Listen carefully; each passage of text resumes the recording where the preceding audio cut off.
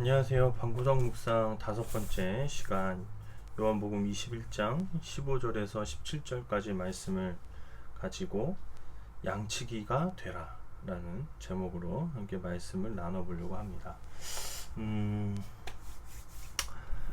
전 성경을 읽을 때 왜라는 질문을 많이 던집니다. 그래서 그냥 뭔가 트집 잡기 위해서 하는 왜가 아니고 왜 어땠을까 어떤 의문을 갖는 거죠. 그래서 어떤 이미지를 한번 그려보는 겁니다.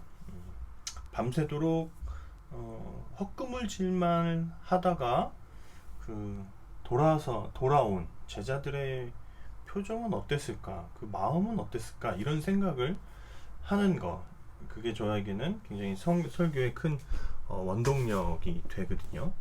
생각해봤습니다. 밤새 헛구물질만 한 그 제자들이 얼마나 지쳐 있었을까, 얼마나 지금 마음이 공허할까, 이런 생각을 하게 됐습니다. 사실 인생이 그렇죠. 뭔가를 하고 있는 듯하지만 때로는 내가 지금 뭐 하면서 살고 있지 하는 이런 질문들을 가지게 되는 게 바로 우리가 살아가는 삶이죠. 사실 여러분들은 보면 안 되지만 요즘에 굉장히 이슈가 되고 있는 드라마가 있습니다. 부부의 세계라는 드라마인데 엄청 막 속으로 비판해요. 저 아주 그냥 저 뭐야 막 이런데 좀 저도 모르게 계속 보고 있어요.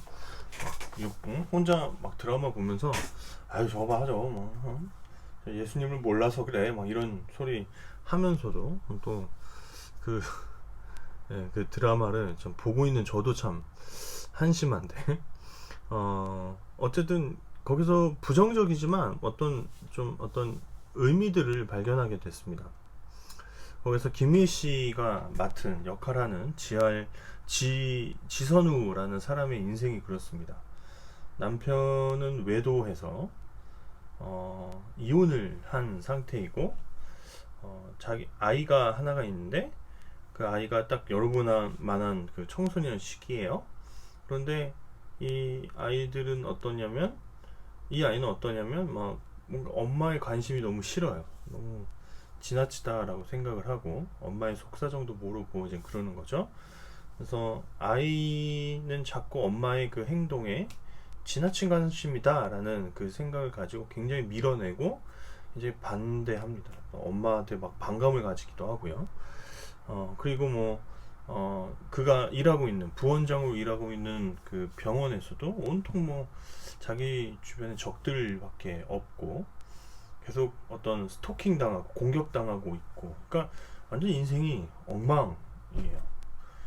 어느 정도 안정적인 직장을 갖고 있죠. 엄청 안정적인 직장이고, 그리고 월급도 많이 받겠죠. 좋은 집에 살고. 그런데 사실 그의 인생은 굉장히 허무합니다. 뭔가 공허합니다. 그래서 매일 밤 잠을 이루지 못해서 술과 수면제를 찾는 지선우라는 사람의 모습을 볼 수 있습니다. 극 중에서 자신의 이제 아이가 심리적으로 불안하다라는 상태를 깨닫게 되고, 그 모습을 보면서 그 모습을 깨닫고 그 엄마인 지선우가 독백을 하는 장면이 있어요. 그러니까 혼잣말로 하는 장면이 있는데 뭐였냐면 열심히 살았다고 생각했는데 지금 이 모양 이 꼴이 됐다라는 식으로 이야기하는 부분이었습니다. 열심히 살지만 사실 돌이켜보면 아무것도 없을 때가 있는 것이 우리의 인생이죠. 그래서 인생을 공수 대 공수거다라고 하기도 하고, 오늘 이 본문에 그 제자들이 밤새도록 그물질을 했지만 텅 비어 있는 그 텅 빈 상태의 그물이 때로는 이 지선우의 마음과 같기도 하고, 또 베드로를 포함한 제자들의 마음이었지 않을까 하는 생각을 하게 됩니다. 오늘 베드로뿐만 아니라 제자들은 굉장히 열심히 산 사람들이에요. 열정을 다해서 살았습니다. 그 당시에 예수님께서 큰 재력이 있었습니까? 권력이 있었습니까? 그냥 계속 돌아다니시면서 하나님 말씀 전파하시고 병든 자들 고쳐주시고 많이 가지시지도 않고, 그러니까 그런데 12제자들은 예수님을 정말 지극히 사랑하면서 따라다녀요. 물론 자기 열심으로 그분을 따라다녔지만 어쨌든 그들이 예수님과 동행하면서 살았던 그 3년의 인생은 그들의 인생에서 가장 열심히 살았노라라고 이야기할 수 있을 만한 시간들이다. 그죠? 얼마나 열정적입니까? 그죠? 막 정말 때로는 들판에서 자고 어디 허름한 집에서 자면서도 예수님께서 하시는 말씀, 예수님과 동행하는 거 너무 좋아서 예수님과 함께 어떤 나라를 이루어갈 수 있을 것 같아서 그게 정말 열심히 살았다라는 거죠. 그런데 어떻죠? 그들의 입장에서 보면 아무것도 없는 상태가 되어버렸습니다. 예수님의 부활을 경험했지만 사실 그들은 부활 이후의 삶을 어떻게 살아내야 할지 몰랐죠. 그래서 다시 그들은 물고기를 낚는 인생으로 돌아가 버렸습니다. 열심히 살았지만 앞으로 무엇을 해야 할지 모르는 그런 공허한 인생이 그들로 하여금 퇴보하게 했다라고 지난 시간에 이야기를 했었죠. 아마 저는 그런 생각을 했어요. 기뻐서 했을까? 왜 여러분 장사하시는 분들 있잖아요. 장사하시는데 언제 신나는 줄 아세요? 막 그 음식이 막 빠져나갈 때, 그죠? 막 요리가 되어지고 막 손님들은 그걸 먹고 맛있다고 칭찬해주고 또 오겠다 그러고 막 손님들이 왔다 갔다 하는 그런, 너무 힘들죠. 너무 바쁜데 안 지쳐요. 근데 언제 지치냐? 의미가 없어요. 그러니까 왜 내가 지금 이 음식을 만들고 있는지 모르겠네. 모르겠고 손님도 별로 없고 텅 빈 가게에 혼자 앉아서 팔이나 쫓고 있을 때 너무 아마 힘이 들 겁니다. 그들의 그 그물질이, 그러니까 그들이 갑자기 어업을 하러 나갔을 때 그 일이 기뻤을까? 아니요, 전 굉장히 그러니까 공허했을 거예요. 그냥 의미가 없이 그물을 던졌을 거예요. 내가 이 일을 통해서 나 열심히 살아야지, 나 이제부터는 진짜 물고기 열심히 잡아가지고 내가 꼭 성공할 거야, 이렇게 살았을까요? 아닐 거예요. 그냥 그런 거죠. 그거라도 하지 않으면 미치겠을 때, 여러분 그럴 때 있죠. 개인 기분도 안 좋고 뭐라도 해야지, 그거라도 해야지 내가 좀 숨을 쉬겠는 거. 때로는 그 게임일 수도 있고 친구랑 막 수다 떠는 거 있잖아요. 그런 거, 저는 그런 상태로 저는 제자들이 그물질을 했다고 생각합니다. 기쁘고 행복하고 이 일이 너무 좋아서, 아니 내가 이 일로 먹고 살 수 있을 거다라는 생각이 들어서 그 일을 했던 것이 아니라 그 일이라도 해봐야겠다, 안 그러면 내가 정말 머리가 터져 죽을지도 모르겠다 하는 그러한 정말 지푸라기라도 잡고 싶은 심정으로 저는 그 밤새도록 그물을 던졌다고 생각합니다.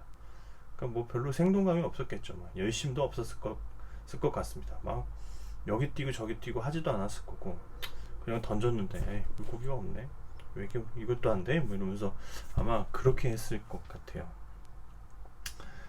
그런데요, 그들이 잡았던 그 지푸라기조차 아무것도 아님을 깨닫게 됩니다. 밤새도록 그 일을 했는데 결국 그들은 어떻게 해요? 더 깊은 좌절로 돌아오게 돼요. 그건 건진 게 하나도 없어요. 헛수고 했습니다. 배는 고프고 몸은 엄청나게 지쳐 있습니다. 그런데 그런 제자들을 기다리고 있는 것이 누구입니까? 바로 예수님이십니다. 자신들이 버렸고 자신들이 따르지 못했고 자신들이 저주를 퍼부었던 자신들의 사랑하는 스승님 예수님이 그 자리에 계셨습니다. 음식을 차려놓고 그들을 기다리고 계셨습니다. 저는 아마 이 장면에서 제자들이 정말 눈물 젖은 떡을 먹었을 것 같아요. 눈물 젖은 떡과 물고기를 먹었을 거라고 생각을 합니다. 얼마나 감격했을까요? 예수님의 사랑에. 그리고 얼마나 죄송했을까요? 이것밖에 안 되는 이 부족한 우리를 여전히 사랑하시는 그 예수님의 정말 그 한없는 사랑, 답답하기도 하지만 세상적으로 보면 예수님 진짜 속도 없으세요? 이렇게 얘기할 수 있는 그런 사랑이지만 그 사랑이 자신들을 찾아왔거든요.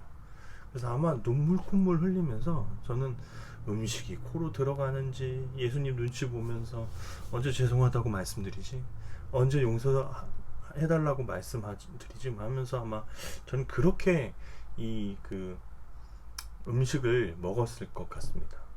그래서 말씀하시죠. 그렇게 아침을 다 먹은 후에 말씀하십니다. 베드로에게 물으십니다. 내가 나를 사랑하느냐? 저는 이 질문이, 너 나를 사랑하니? 너는 나를 사랑할 수 있는 존재니? 그런 능력이 있니? 힘이 있니? 이런 질문이 아니라 오히려 이렇게 전 느껴지고 다가왔습니다. 너가 이젠 나의 사랑을 좀 알았니? 왜냐면요, 우리는요, 예수님의 사랑을 깨닫지 않고서는 우리가 먼저 예수님을 사랑할 수가 없습니다. 그러니까 이쯤 되니까, 이야기의 전개가 이쯤 되니까 이제 베드로는 더 이상 예수님의 사랑에 굴복하지 않을 수가 없는 거예요. 예수님 배반했고 십자가에 못 박히시도록 그냥 내버려뒀고, 부활하셨지만 그것을 어떻게 받아들여야 될지도 모르고, 그런데다가 예수님을 찾아가서 뭐 예수님을 이렇게 뭐 꿇어 엎드려서 하나님께 기도하거나 그랬던 게 아니라 예전의 인생으로 다시 퇴보해서 돌아가 버린 그러한 베드로, 그 모습이 예수님께서 얼마나 그 가슴 아파하실지 베드로 자신이 더 잘 알거든요. 우리가 어떤 잘못을 하면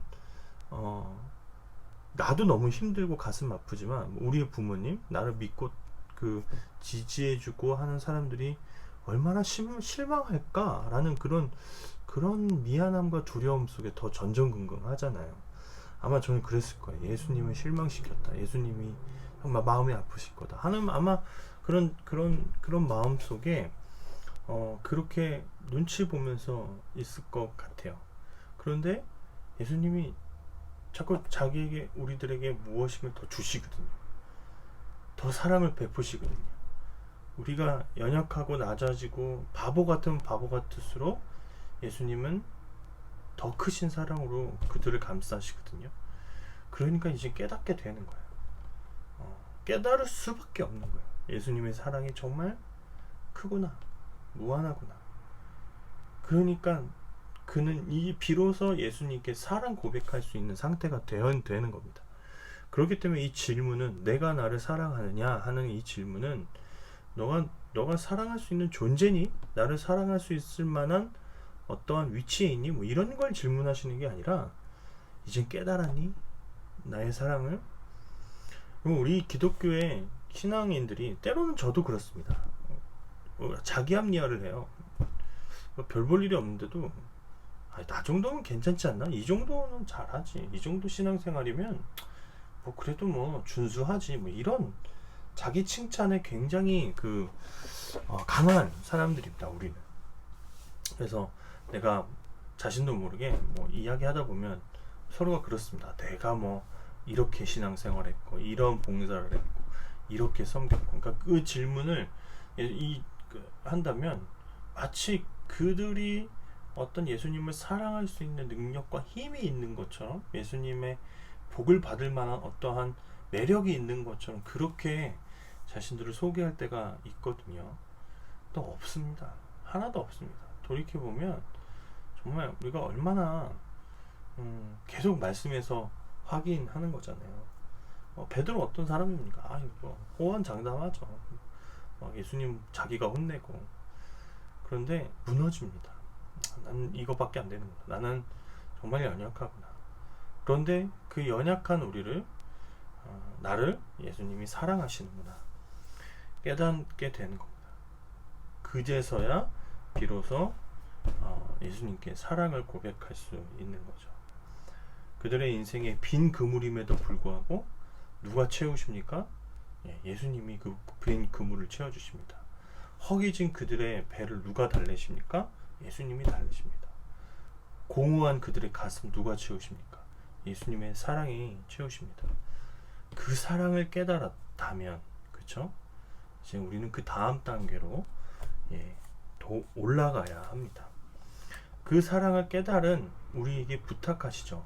베드로에게 부탁하십니다. 예수님의 양을 먹이라라고 이야기하는 겁니다.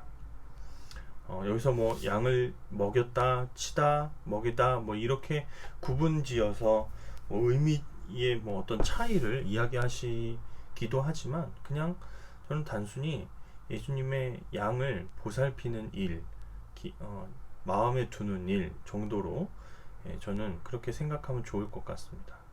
그러니까 예수님께서 차려주신 아침을 먹은 자, 즉 예수님께서 그 보여주신 끝없는 사랑을 깨달은 사람들은 필연적으로 그들이 가지게 되는 어떤 임무, 역할, 사명이 있다라고 오늘 예수님은 말씀해 주시는 거예요. 뭐예요? 예수님의 양을 먹이고 치는 일을 하는 겁니다. 예수님을 믿으나 그분의 양을 맡은 일, 맡는 일을 자신의 일이 아니라고 생각하는 사람들이 많죠. 그러니까 이런 일을 마치 어떤 일부 그 사역자들이나 봉사자들, 목회자들의 일이라고 생각하고 양을 돌보는 일은 나의 일이 아니야 라고 이야기하는 사람들이 굉장히 많습니다. 하지만 그것은 잘못된 생각입니다. 예수님께서는 누구에게나 그들의 삶에 무엇을 주십니까? 양들을 맡겨 주십니다. 이지철 목사님이라는 분이 이렇게 정의를 내리셨어요. 그분의 설교집에서 그리스도인이란 자신의 삶 속에서 만난 모든 사람들을 실은 하나님께서 자신을 믿으시고 자신에게 맡겨주시거나 보내주신 사람이라 인식하며 살아가는 자들이어야 합니다. 그냥 쉽게 간단하게 얘기하면 그리스도인은 나 혼자 신앙생활 잘하면 된다고 생각하는 것이 아니라 내 주변에 있는 어떤 이들이 그냥 우연적으로 만난 사람들인 것이 아니라 예수님이 어떠한 섭리와 경륜으로 우리 곁에 두셨다. 그리고 우리 곁에서 그들을 돌보도록 우리가 그들을 돌보도록 그렇게 맡겨주셨다라는 생각을 가지고 살아가는 사람들, 그게 그리스도인들이다. 그러니까 양치기가 되는 거죠. 왜요? 그들의 인생에 예수님이 맡겨주신 양들이 존재하기 때문에 우리는 양치기가 되어야 하는 겁니다. 저마다 삶에 맡겨주신 예수님의 양들이 있습니다. 우리의 가정, 회사, 또 학교에서 만나는 사람들, 우리의 이웃이거나 친구들일 수도 있는 그들이 사실은 우리에게 맡겨주신 예수님의 양일 수도 있다라는 것입니다. 아니요, 양인데 우리가 그것을 반드시 깨달아야 한다라는 거죠. 이 질문을 하는 자리에 베드로에게는 당장 그가 치고 먹여야 할 예수님의 양이 보이지 않습니다. 하지만 그의 인생은 전부는 예수님의 양들을 먹이고 치고 기르는 일로 점철되었습니다. 그때마다 깨닫는 거죠. 아마 그 새로운 양들을, 그러니까 여기서 양이라고 하는 것은 비유적으로 새롭게 그 기독교 공동체에 들어오게 되는 어떤 구원받은 사람들을 이야기하는 것이겠죠. 그때마다 아마 베드로는 이 장면을 생각했을 것입니다. 오늘날의 교회는 너무 이기적인 모습들로 변해가요. 내 교회만 잘 되면 된다, 우리 아이들만 잘 되면 된다 라는 생각들을 오히려 기독교인들이 너무나 많이 하고 살아갑니다. 아니, 이 세상에 이기적이지 않으면 살아낼 수 없게끔 만드는 것도 있지만 기독교인들이 거기에 발맞춰서 따라갑니다. 우리도 우리 자식 너 먼저 챙기자 뭐 이런 생각들이 있고, 우리 것, 내 것. 그래서 그런 일들이 굉장히 비일비재하죠. 하지만 이것은 참된 예수님의 제자들의 모습이 아닙니다. 우리 모두의 삶에 예수님께서 맡겨주신 양들이 있습니다. 그리고 우리는 그들을 쳐야 하는 그런 역할을 감당해 내어야 합니다. 만약에 여러분들의 삶 속에 여러분의 어떤 주변 친구들이나 어떤 이웃들이 마음에 굉장히 신경 쓰이고 불편하고 괜히 막 그들의 어떤 어려움에 있을까요? 뭐 재정적일 수도 있고 뭐 삶 속에서 힘들 수도 있고 뭐 여러 가지 고민들을 안고 살아서 그럴 수도 있지만 그들이 처한 가장 큰 위기는 예수님을 모르거나 예수님의 어떤 그 예수님과의 관계로부터 굉장히 그 소홀해져 있는 누군가를 만나게 되면 여러분은 저들이 예수님께서 나에게 맡기신 양들일 수도 있겠구나 하는 생각을 해야 된다라는 겁니다. 때로는 여기 같이 듣고 계신 부모님들이 있다면 여러분들의 자녀들이 혹 그럴 수 있죠. 여러분 자녀들은 저에게 맡겨주신 양이 아닙니다. 그러니까 사역자들에게 맡겨주신 양이 아니에요. 1차적으로는 부모의 양입니다. 그러니까 부모에게 맡겨주신 예수님의 양입니다. 그러니까 누구보다 그들의 영적인 상태, 아이들의 어떤 신앙생활을 위해서 가장 노력하셔야 되는 분들은 부모님들이십니다. 예. 저도 제 아이가 있지만 저는 지금도 뭐 얼마 안 됐어요. 얼마 안 됐지만 계속 저의 관심은 얘 이거 신앙생활 잘해야 되는데 뭐 이런 생각합니다. 얼마나 슬픕니까? 저는 목회자인데 하나님을 믿는 기쁨을 제 자녀가 알지 못한다면 너무나 슬프겠다 하는 생각들을 종종 합니다. 그래서 온통 신경은 뭐 걔가 그 친구가 제 자녀가 뭐가 되는 것보다 예수님과의 관계입니다. 제 양인 거죠. 제 양입니다. 혹시 회사에서 여러분 그런 사람들을 만나십니까? 굉장히 뭐 예수님 몰라서 공허해서 맨날 만나서 얘기하는 게 술 먹은 이야기, 뭐 세상에서 즐기는 이야기, 뭐 돈 모으는 이야기, 집 사는 이야기, 결혼하는 이야기 등등 세상에 관련된 일로만 그렇게 포장되어서 살아가는 사람도 있다면 그가 혹은 내게 맡겨주신 양일 수도 있겠다 하는 생각을 여러분 하시면 너무나 좋을 것 같습니다. 여러분 우리의 각자의 삶 속에서 양치기가 되라고 요구하십니다. 사람을 낚는 어부가 되라고 하십니다. 하나님을 믿는 신앙이 아예 없는 자들, 그들 하나님께서 양 삼고 싶으시거든요. 아니요, 이미 양일 수도 있습니다.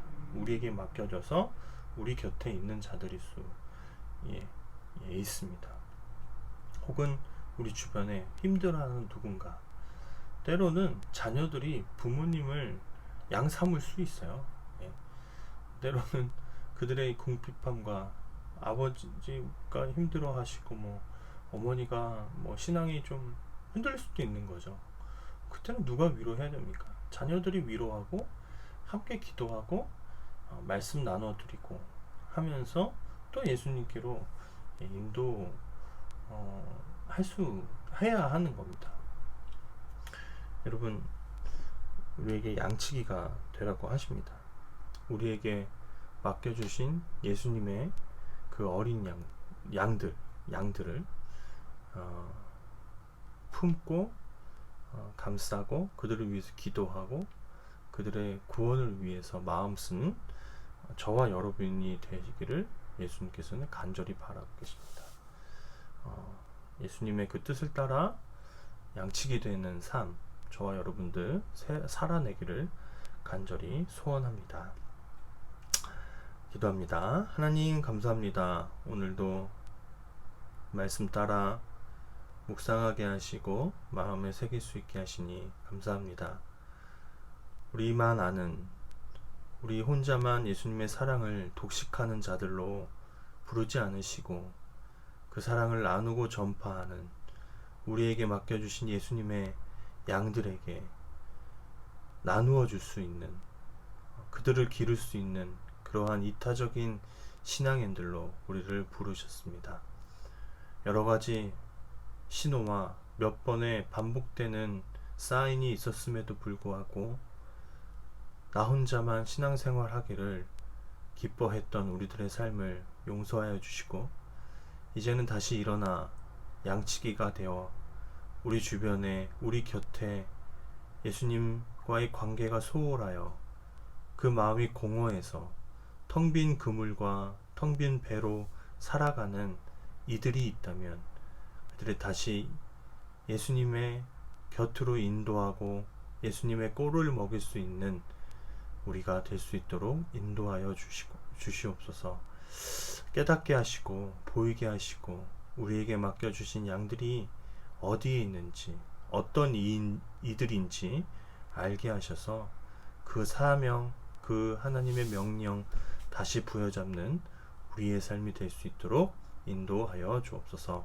모든 말씀 예수님의 이름으로 기도합니다. 아멘.